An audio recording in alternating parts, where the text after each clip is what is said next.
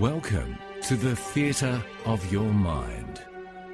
Please leave all anxieties and troubles behind and prepare yourself for the illumination of your imagination with more Tall Tales and Short Yarns, created by Timothy Carroll and Eric Camilleri.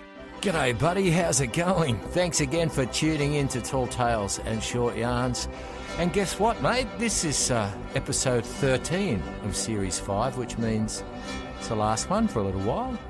Hopefully I'll get busy and write some more stories, and with a bit of luck and your support and encouragement, we might even get a Series 6 of Tall Tales and Short Yarns. Regardless, I hope you've enjoyed the stories, and I hope you've enjoyed the musical ambience. And this music is such an important thing, as it reaches inside you and creates a mood. So thank you so much to my good friend Eric Camilleri, who's done such a brilliant job on the music, and thank you for taking there's so much content on the internet, the interweb, the world wide wonder web these days. You can tune into anything, but we're really grateful that you found our little podcast.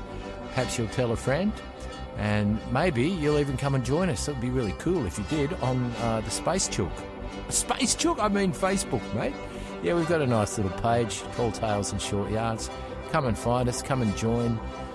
It's sort of to promote this podcast, but we also talk about all sorts of other things. We have interesting conversations, we have music, and we do a little bit of soul soothing, if that makes any sense, through the guise of humour, and sometimes we drop the humour and we get right into it. And I use myself as a good example through all the stupid mistakes I have made in my life, and the dumbass things I've done, mate, and some of the consequences I've had to suffer. And often I talk about this kind of stuff, and people go, you know what, you're not the only one, I can relate to it. And it's not just about leaving it there, it's about forging forward and creating a better, more positive future by taking personal accountability and implementing those things we always talk about: faith, hope and love, and forgiveness. You know, not just forgiving other people, but forgiving ourselves, and lightening up. And not lighting up as in, you know, although, mate, whatever floats your boat, no judgment here. Tall Tales and Short Yarns on the Facebook. Come and join us. This is story 13. It's called Muscle. So until next time, I'll leave you with this. Here it comes. Constantina Mudheart sat chewing the blue plastic end of her ballpoint pen. Constantina was far away, deep in thought about this coming weekend's national championships. She'd been maintaining her strict diet and training regime for the past 8 months, and she saw herself as being a hot contender for the title. The only other person she really had to worry about was that skanky Josephine Fletcher. Josephine had huge forearms and biceps, but her legs were hopeless.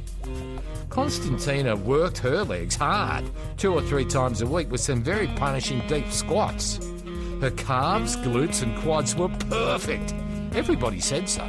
One of her poses in particular plumped her quad muscle out so far that it looked like a great big fat sausage wrapped around her leg. Thought Constantina. Josephine Fletcher's arms were very large and powerful, though. It had even been rumoured that once, as a party trick, Josephine had successfully lifted her husband Bernie, one-handed, up into the air above her head. And Bernie was supposed to have been holding a completely full punch bowl at the time. Yeah, well, how come they never got a photo of it, thought Constantina. Sounds like bullshit to me. After all, the bodybuilding game was very often an intense game of bluff and bluster that was played in the arena of the mind. Thanks for listening. Take care of yourself. See you soon, man. Don't forget the Facebook. Bye.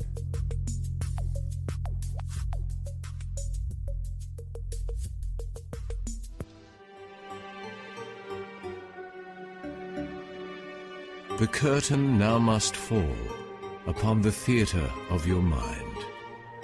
But until we meet again, just promise to be kind. Thanks for listening to Tall Tales and Short Yarns.